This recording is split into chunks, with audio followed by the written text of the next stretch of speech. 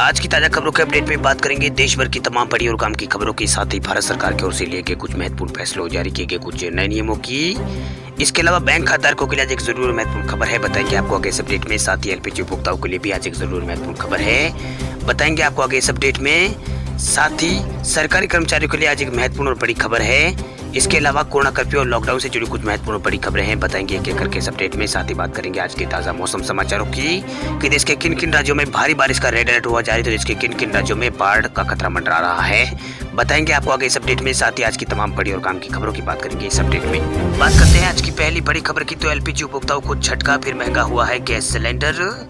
महीने के पहले दिन आम आदमी की जेब पर झटका लगा है, गैस सिलेंडर की कीमतों में फिर इजाफा हो गया है। वही सरकारी तेल कंपनियों ने गैस सिलेंडर की कीमत में 73 रुपये और 50 पैसे प्रति सिलेंडर का इजाफा यहाँ पर किया है। आपको बता दें कि इस महीने सिर्फ कमर्शियल गैस की कीमत में इजाफा यहाँ पर किया गया है, वही घरेलू गैस की कीमत जैसी की तैसी यहाँ पर बनी हुई है।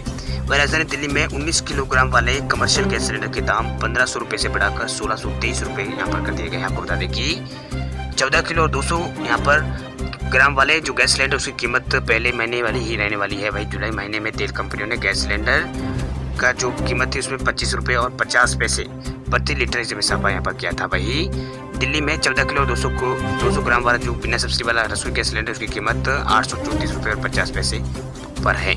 इसके अलावा कोलकाता में इसका भाव 861 रुपये है। बात करते हैं अगली खबर की, तो हरियाणा सरकार ने एक हफ्ते के लिए बढ़ाया है लॉकडाउन, नाइट कर्फ्यू भी रहेगा जारी।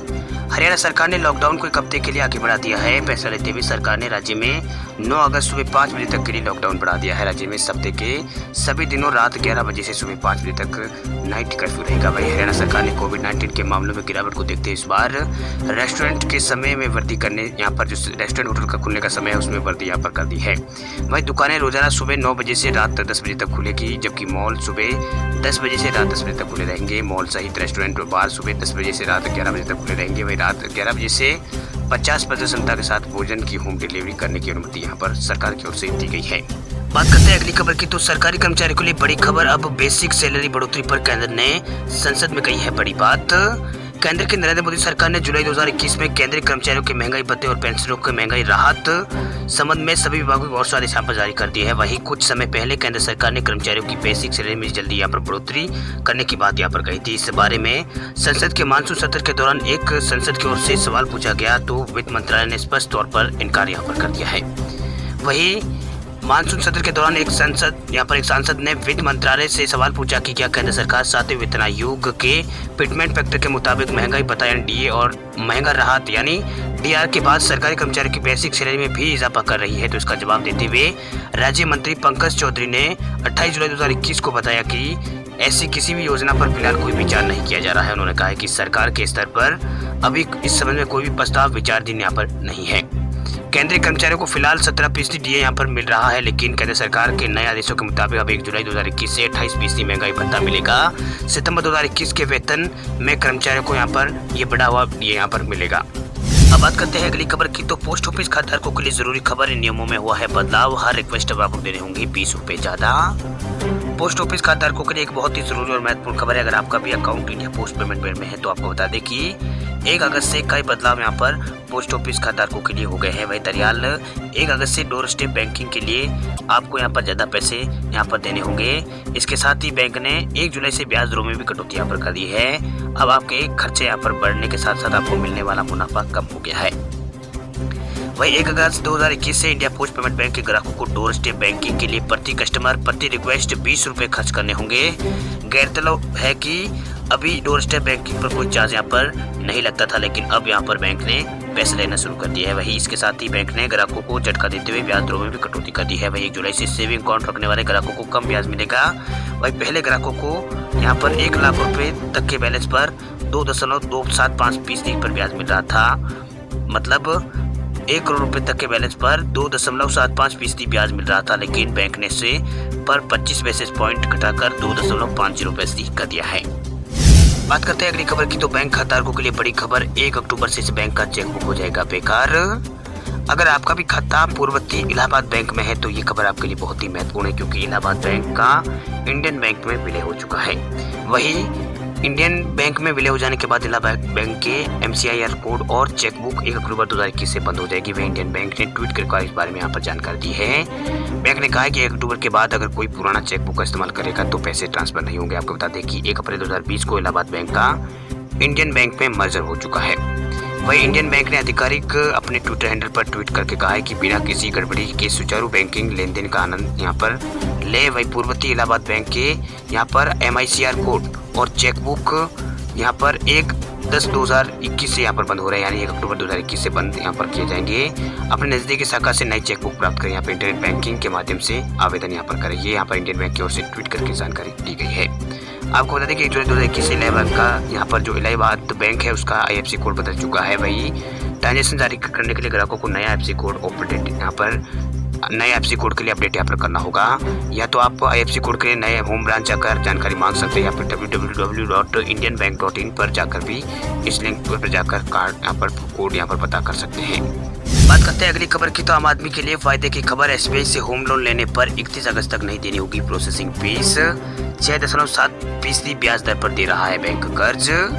स्टेट बैंक ऑफ इंडिया ने होम लोन पर 31 अगस्त तक प्रोसेसिंग फीस नहीं देने की बात कही है। वही बैंक ने यह राहत मानसून धमाका ऑफर के तहत दी है। वही SBI ने होम लोन पर करीब 0.4% यहाँ पर 40% प्रोसेसिंग फीस में यहाँ पर SBI लेता है। वही SBI के होम लोन की ब्याज दर 6.70 से शुरू होती है। वही बैंक के मैनेजमेंट डायरेक्टर CS सेठी ने बताया है कि हमने मानसून धमाका ऑफर की शुरुआत की है। प्रोसेसिंग फीस माफ करने से बैंक से होम लोन लेने वालों को यहाँ पर बढ़ावा मिलेगा। वही कई बैंक NBFC होम लोन्स देते हैं तो ग्राहकों को इसके लिए प्रोसेसिंग फीस देनी होती है। वही प्रोसेसिंग फीस का शुल्क है वो भुगतान को एक बार ही यहाँ पर करना होता है। वही कोटक महिंद्रा बैंक सबसे सस्ता लोन दे रहा है। इसकी ब्याज दर 6.65% है। वही LIC हाउसिंग फाइनेंसिंग लिमिटेड का ब्याज दर 6.6% है। इस समय कई बैंक 7% से कम यहाँ पर ब्याज लोन दे रहे हैं। मतलब इस समय कई बैंक 7% से भी कम यहाँ पर होम लोन यहाँ पर ब्याज पर हम होम लोन दे रहे हैं।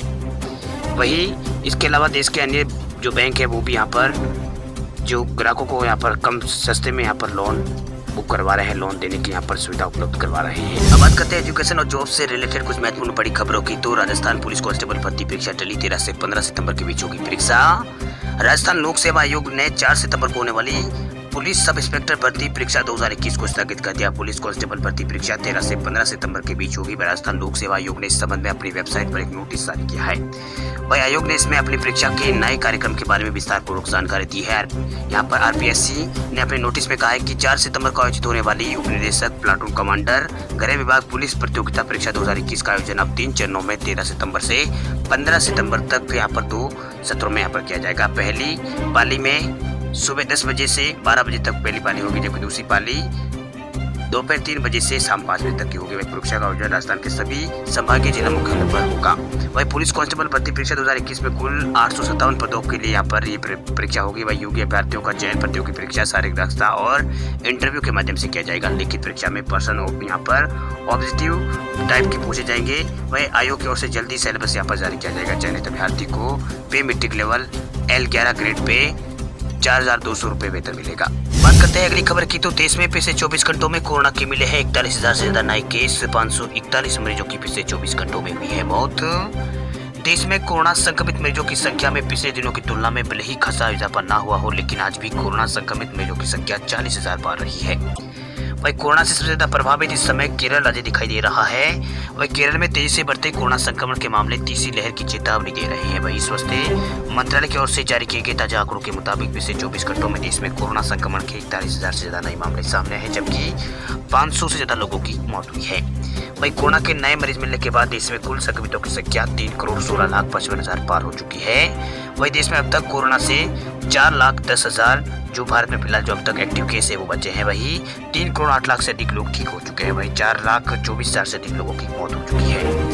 वही देश में अब तक 47 करोड़ से अधिक लोगों को वैक्सीन लगाई जा चुकी है। पिछले 24 घंटों में 60 लाख से अधिक लोगों को कोरोना वैक्सीन लगाई गई है। वही केरल में पिछले 24 घंटों में लगातार 5वें दिन 20,000 से अधिक नए मामले सामने आए। हालांकि राज्य में मृतकों की संख्या में कमी आई है। वही संक्रमण की दर में भी गिरावट आई है। ये 12% यहाँ पर 12% भी हो गई है। स्वास्थ्य विभाग के मुताबिक कोरोना वायरस से संक्रमण से 20,000 नए मामले पिछले 24 घंटों में सामने होने मिलाकर राज्य में अब तक संक्रमितों की संख्या 33,90,000 पार हो चुकी है।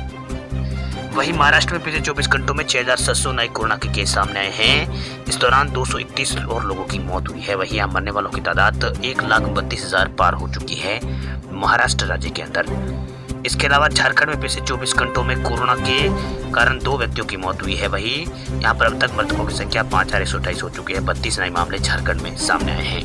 बात करते हैं अगली खबर की, तो दिल्ली में मौसम हुआ सुहाना। यूपी, हरियाणा और राजस्थान में आज भी बारिश का है अनुमान। देश की राजधानी दिल्ली में आज सुबह यहाँ पर बारिश रिकॉर्ड हुई है। वहीं बारिश के कारण मौसम यहाँ पर सुहाना हो गया। इसकी वजह से दिल्ली के लोगों को भीषण गर्मी से राहत मिली है। वहीं मौसम विभाग ने दिल्ली और आसपास के इलाकों में भारी बारिश की चेतावनी दी है। वहीं मौसम विभाग की ओर से भारतीय मौसम विज्ञान विभाग की ओर से अलर्ट जारी करते हुए कहा गया है मौसम विभाग की ओर से कि आज दिल्ली एनसीआर में आंधी तूफान के साथ बारिश यहाँ पर जारी रहेगी। वहीं मौसम विभाग के मुताबिक दिल्ली के अलावा हरियाणा में भी यहाँ पर बारिश की यहाँ पर चेतावनी जारी की गई है। हरियाणा के बहादुरगढ़, गोहाना और झज्जर, इसके अलावा रेवाड़ी, नूह और पलवल, सोनीपत, यहाँ पर रोहतांग और पानीपत, गुरुग्राम, मानेसर, फरीदाबाद और बल्लभगढ़ में बारिश के आसार जताए गए हैं। वहीं मौसम विभाग के अनुसार उत्तर प्रदेश के गाजियाबाद, इंद्रपुरम और चरखी दादरी और ग्रेटर नोएडा, मुजफ्फरनगर और नोएडा, मोदीनगर, रामपुर, हापुड़ और इसके अलावा मुरादाबाद, जहांगीरपुर, बुलंदशहर, खुर्जा और नंदगांव, नजीबाबाद, बिजनौर, मेरठ और दादरी में भारी बारिश आज हो सकती है। इसके अलावा राजस्थान में मौसम विभाग ने बारिश का अलर्ट जारी किया है। वही मौसम विभाग के अनुसार राजस्थान के कोटपुतली, तिजेरा, डीग और आसपास के इलाकों में तेज बारिश होने का अनुमान है। बारिश के कारण तापमान में भी कमी आने के आसार जताए गए हैं।